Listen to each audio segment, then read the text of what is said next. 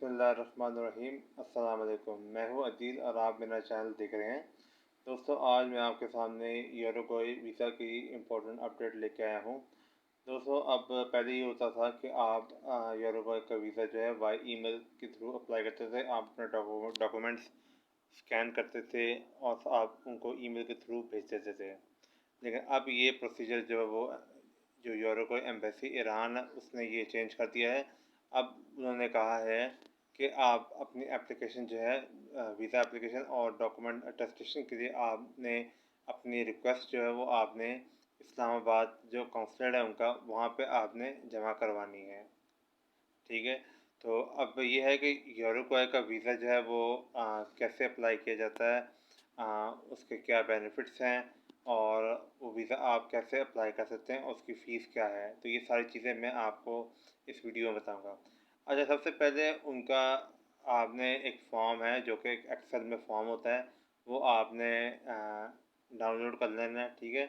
वो फॉर्म अगर आपको चाहिए होगा तो मैं भी आपको फॉर्म का लिंक वगैरह मैं आपको दे दूँगा और आपको उनकी जो रिक्वायरमेंट्स है वो भी आपको मैं शेयर कर दूँगा।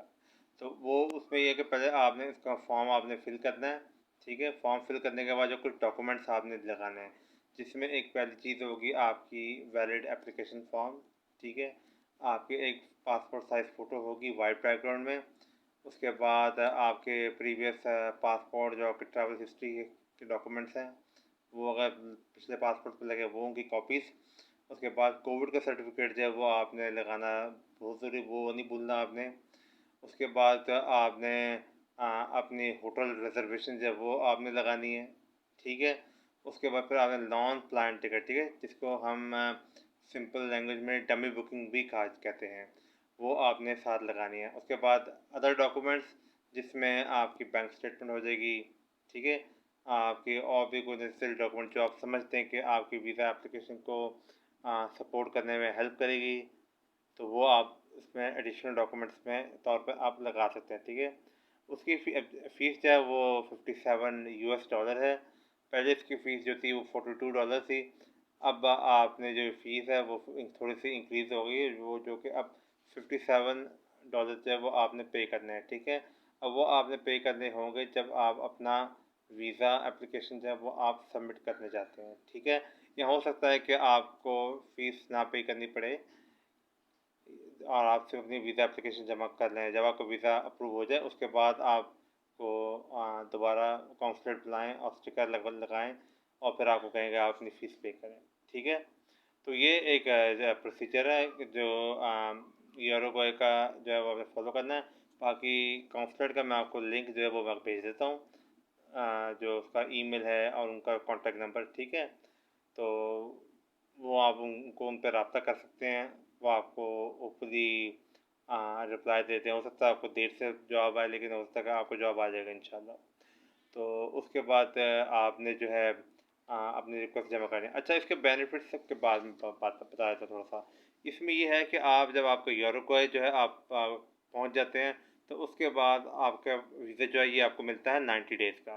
तो उसके बाद जब आपका वीज़ा आपका लग जाता है तो आप वहाँ जाके अपनी जो है जिसको डेफिनेटिव लीगल रेजिडेंस कहते हैं यानी पीआर, वो आप अप्लाई कर सकते हैं। ठीक है। तो वो भी बहुत सिंपल है, तो कोई इतना मुश्किल नहीं है। वो मैं आपको नेक्स्ट वीडियो में इंशाल्लाह मैं बताऊंगा कि वो आप कैसे अप्लाई कर सकते हैं। ठीक है। आपको किसी एजेंट की हेल्प की ज़रूरत नहीं है, वो आप खुद भी कर सकते हैं। ठीक है। आप बस कुछ थोड़ी सी कॉमन सेंस इस्तेमाल करनी है। बाकी है कि आप सारा कुछ खुद ही करते हैं, आपको किसी की हेल्प की बिल्कुल ज़रूरत नहीं है।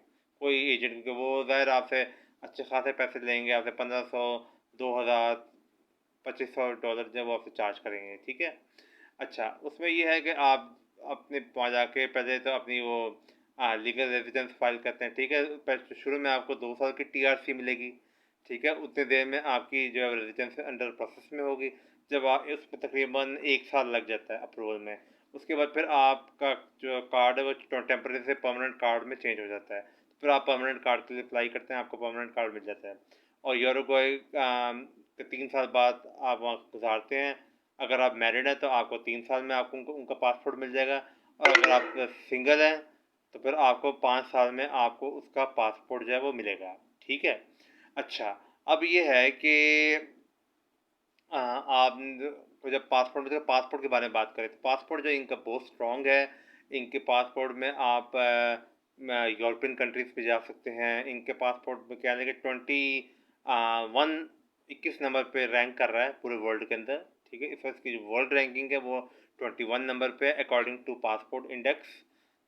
तो और ये आप वहाँ पे भी जाकर चेक कर सकते हैं, ठीक है। तो उसके बाद ये है कि आप काफ़ी ये वाहिद कंट्री है जो कि आपको जो है